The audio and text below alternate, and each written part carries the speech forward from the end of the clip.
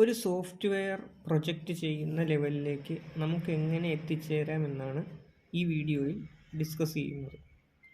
Java എന്ന programming ലാംഗ്വേജിനെ base ചെയ്താണ് പറയുന്നത് എങ്കിൽ പോലും ഇത് എല്ലാ പ്രോഗ്രാമിംഗ് ലാംഗ്വേജിനും. ഇനി നമുക്ക് കാര്യത്തിലേക്ക് വരാം. ആദ്യം ജാവ ബേസിക്സ് പഠിക്കുക എന്നാണ് പ്രധാനപ്പെട്ട കാര്യം. രണ്ടാമതായി ചെയ്യേണ്ടത് ജാവയിലെ ക്ലാസ്, ഒബ്ജക്റ്റ് എന്നീ കൺസെപ്റ്റുകൾ വളരെ നന്നായി മനസ്സിലാക്കുക. ഇപ്പോൾ പറഞ്ഞ ക്ലാസ്, ഒബ്ജക്റ്റ് തുടങ്ങിയ കാര്യങ്ങൾ ജാവയുടെ ജാവ ബേസിക്സ് എന്നുള്ള കാര്യത്തിൽ ഉൾപ്പെട്ടിട്ടുള്ളതാണ്. എങ്കിൽ പോലും ഇത് എടുത്തു പറയുന്നതിൻ്റെ കാരണം പലരും ജാവ ബേസിക്സ് പഠിക്കുമെന്നാൽ ഈ രണ്ട് കൺസെപ്റ്റുകൾ ക്ലിയർ അല്ലാത്തതിൻ്റെ കാരണം കൊണ്ട് മുന്നോട്ട് കൂടുതലായി മനസ്സിലാക്കി, കൃത്യമായ രീതിയിൽ മനസ്സിലാക്കി മുന്നോട്ട് പോകാൻ സാധിക്കാതെ വരും. അടുത്തതായി പഠിക്കേണ്ടത് ജാവ കളക്ഷൻസ് ആണ്. അടുത്തതായി ഏത് ടൈപ്പ് സോഫ്റ്റ്വെയർ ആണ് ഡെവലപ്പ് ചെയ്യാൻ ഉദ്ദേശിക്കുന്നത് എന്ന് തീരുമാനിക്കുക. എക്സാമ്പിൾ ആയിട്ട് പറയണമെങ്കിൽ mobile application, desktop application or stand alone application, web application, ഇങ്ങനെ പല കാറ്റഗറിയിലായിട്ട് സോഫ്റ്റ്വെയർ വരും. ഇതിൽ ഏത് സോഫ്റ്റ്വെയർ ആണ് നമ്മൾ ഡെവലപ്പ് ചെയ്യാൻ ഉദ്ദേശിക്കുന്നതെന്ന് തീരുമാനിക്കുക. ഇവിടെ നമ്മൾ വെബ് ആപ്ലിക്കേഷനാണ് ഡെവലപ്പ് ചെയ്യാൻ തിരഞ്ഞെടുക്കുന്നത്. ഇനി നമ്മൾ പഠിക്കേണ്ടത് ഫോം കൺട്രോൾസ് ആണ്. ഫോം കൺട്രോൾസ് എന്നോ ഇൻപുട്ട് കൺട്രോൾസ് എന്നോ UI കൺട്രോൾസ് എന്നോ ഫോം വിഡ്ജറ്റ് എന്നോ ഒക്കെ നമുക്കതിനെ പറയാം. എക്സാമ്പിളായിട്ട് പറഞ്ഞാൽ button, table, tab, auto complete, radio button, check box തുടങ്ങിയിട്ടുള്ള കാര്യങ്ങളെയാണ് ഈ ഒരു കാറ്റഗറി പെടുത്തുന്നത്. ഇത് നന്നായി പഠിച്ചിരിക്കുക എന്നതാണ് പിന്നീടുള്ള കാര്യം. ഇത്രയും കാര്യങ്ങൾ പഠിച്ചു കഴിഞ്ഞാൽ ഇനി ഡേറ്റാബേസ് പഠിക്കാം. ഡേറ്റാബേസ് ഏത് വേണമെന്നുണ്ടെങ്കിലും പഠിക്കാം. MySQL പഠിക്കാം, PLSQL പഠിക്കാം, ഒറാക്കിൾ ഡേറ്റാബേസ് പഠിക്കാം, ഏതായാലും കുഴപ്പമില്ല. ആ ഡേറ്റാബേസ് പഠിക്കുക. നമ്മുടെ ജാവ പ്രോഗ്രാമിനെ ഡേറ്റാബേസുമായിട്ട് കണക്റ്റ് ചെയ്യാനുള്ള കോഡ് കൂടെ പഠിച്ചെടുക്കുക.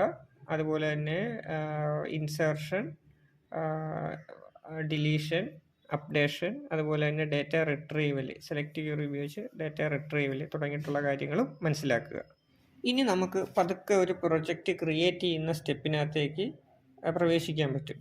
അതായത് ഏതെങ്കിലും ഒരു IDE ഉപയോഗിച്ച്, ഇൻ്റഗ്രേറ്റഡ് ഡെവലപ്മെൻറ്റ് എൻവിറോൺമെൻറ്റ് എന്നാണ് അതിന് പറയുന്നത്. എക്സാമ്പിളായിട്ടൊരു എക്ലിപ്സ് അല്ലെങ്കിൽ നെറ്റ്ബീൻസ്, ഏതെങ്കിലും ഒരു IDE. ഇപ്പോൾ നമ്മൾ എക്ലിപ്സ് ആണ് എടുക്കുന്നതെന്ന് വിചാരിക്കുക. അപ്പോൾ അങ്ങനെ ഒരു എക്ലിപ്സ് ഇൻസ്റ്റാൾ ചെയ്യുക. അതിന് ശേഷം എക്ലിപ്സിൻ്റെ സഹായത്തോടു കൂടി അല്ലെങ്കിൽ ഈ ഒരു IDEയുടെ സഹായത്തോടു കൂടി ഒരു dynamic web application project create ചെയ്യുക. ഓക്കെ, ഇങ്ങനെ ക്രിയേറ്റ് ചെയ്ത പ്രൊജക്റ്റിനകത്ത് നമുക്ക് JSP ക്രിയേറ്റ് ചെയ്യാം, CSS ക്രിയേറ്റ് ചെയ്യാം, അതുപോലെ തന്നെ ജാവ ക്ലാസ് ക്രിയേറ്റ് ചെയ്യാം തുടങ്ങിയിട്ടുള്ള കാര്യങ്ങളൊക്കെ ക്രിയേറ്റ് ചെയ്യുക. നമ്മൾ കുറച്ച് മുമ്പ് പറഞ്ഞ ഡേറ്റാബേസ് ആയിട്ട് കണക്ട് ചെയ്യാനുള്ള പ്രോഗ്രാം കോഡ് എഴുതി കൊടുക്കുക. ഇത്രയും കാര്യങ്ങൾ ചെയ്തു കഴിഞ്ഞാൽ ഒരു ഡൈനാമിക് വെബ് ആപ്ലിക്കേഷനായി. ഇങ്ങനെ ക്രിയേറ്റ് ചെയ്ത ഡൈനാമിക് വെബ് ആപ്ലിക്കേഷൻ വെച്ചുകൊണ്ട് ചെറിയ ചെറിയ ആപ്ലിക്കേഷൻസൊക്കെ ചെയ്തെടുക്കാനായിട്ട് പരിശീലിക്കണം. എന്തെങ്കിലും ഇൻപുട്ട് കൊടുക്കുക, ആ കൊടുക്കുന്ന ഇൻപുട്ട് ഡേറ്റാബേസിൽ പോയി സേവ് ആകുക. അതിനുശേഷം ആ ഡേറ്റാബേസിൽ നിന്ന് ഇൻസേർട്ട് ചെയ്ത ഇൻപുട്ട് ഒന്ന് റിട്രീവ് ചെയ്യുക. അങ്ങനെ റിട്രീവ് ചെയ്യുന്നത് ഫ്രണ്ട് എൻഡിലെ ടേബിളിൽ കൊണ്ടുവരിക തുടങ്ങിയിട്ടുള്ള ചെറിയ ചെറിയ ആപ്ലിക്കേഷനൊക്കെ ചെയ്യുക, റണ്ണ് ചെയ്യുക. അതിൽ നിന്ന് വരുന്ന ഇററൊക്കെ നോക്കി മനസ്സിലാക്കുക, ആ ഇറർ ഫിക്സ് ചെയ്യുക തുടങ്ങിയിട്ടുള്ള കാര്യങ്ങളൊക്കെ ചെയ്തു വരുമ്പോൾ അത്യാവശ്യം കുറച്ചുകൂടി വലിയ പ്രൊജക്റ്റ് ചെയ്യാം എന്നുള്ളൊരു ലെവലിലേക്കാവും. അപ്പോൾ ആ സമയം ചെയ്യുന്ന സമയത്ത് പേജിൻ്റെ എണ്ണം വർദ്ധിപ്പിക്കുക. നമുക്ക് ആവശ്യാനുസരണം ഒരു പേജിൽ നിന്ന് അടുത്ത പേജിനകത്തേക്ക് പോകുന്നത് എങ്ങനെയാണെന്നൊക്കെ മനസ്സിലാക്കിയെടുക്കുക. ഇനി അടുത്തത് ഫൈനൽ സ്റ്റെപ്പാണ്. നമ്മളിങ്ങനത്തെ ഡൈനാമിക് വെബ് ആപ്ലിക്കേഷൻ വെച്ചുകൊണ്ട് അത്യാവശ്യം നല്ലൊരു പ്രൊജക്റ്റൊക്കെ ചെയ്യാൻ ഓക്കെ ആയി കഴിയുമ്പോൾ പിന്നീട് നമുക്കൊരു ഫ്രെയിം വർക്ക് വെച്ച് ഒരു പ്രൊജക്റ്റ് ചെയ്യുന്ന രീതിയിനകത്തേക്ക് ചേഞ്ച് ചെയ്യുക. അപ്പോൾ ഫോർ എക്സാമ്പിൾ ഇപ്പോൾ നമ്മൾ ജാവയാണ് ചെയ്യുന്നതെന്നുണ്ടെങ്കിൽ സ്പ്രിംഗ് ഫ്രെയിം വർക്ക് നമുക്ക് ഉപയോഗിക്കാം. സ്പ്രിംഗ് നമ്മൾ ഡൈനാമിക് വെബ് ആപ്ലിക്കേഷൻ ചെയ്തതിൽ നിന്ന് കുറച്ചുകൂടെ വ്യത്യാസം കാണും. സ്പ്രിങ് വെച്ച് ചെയ്യുമ്പോൾ അപ്പോൾ അതിൻ്റേതായ വ്യത്യാസം നമുക്ക് ചെയ്യുമ്പോൾ പിടികിട്ടും.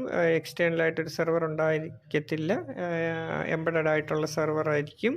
അപ്പോൾ അങ്ങനെയുള്ള കുറച്ച് കാര്യങ്ങളൊക്കെ കാണും. നമ്മൾ ഡിപ്പെൻഡൻസീസൊക്കെ എക്സ്റ്റേണലായിട്ട് ആഡ് ചെയ്ത് കൊടുക്കണ്ട, ജസ്റ്റ് അതിൻ്റെ പേര് പറഞ്ഞു കൊടുത്താൽ മതിയാവും, അത് തന്നെ എടുത്തുകൊണ്ട് വന്നോളും.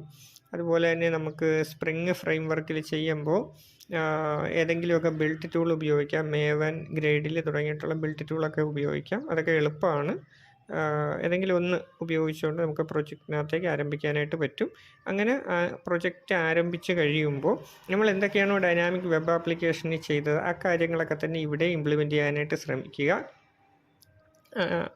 അതിനുശേഷം നമ്മൾ ഹോസ്റ്റിംഗ് എന്ന് പറയുന്ന ഒരു ലെവലിലേക്ക് പോകും. അപ്പോൾ ഇത്രയാകുമ്പോൾ തന്നെ നമുക്കൊരു പ്രൊജക്റ്റ് സ്വന്തമായിട്ടൊരു പ്രൊജക്റ്റ് ചെയ്തെടുക്കുന്ന ലെവലിലേക്കാകും. ഇത് എളുപ്പമായിട്ടുള്ള കാര്യമാണ്.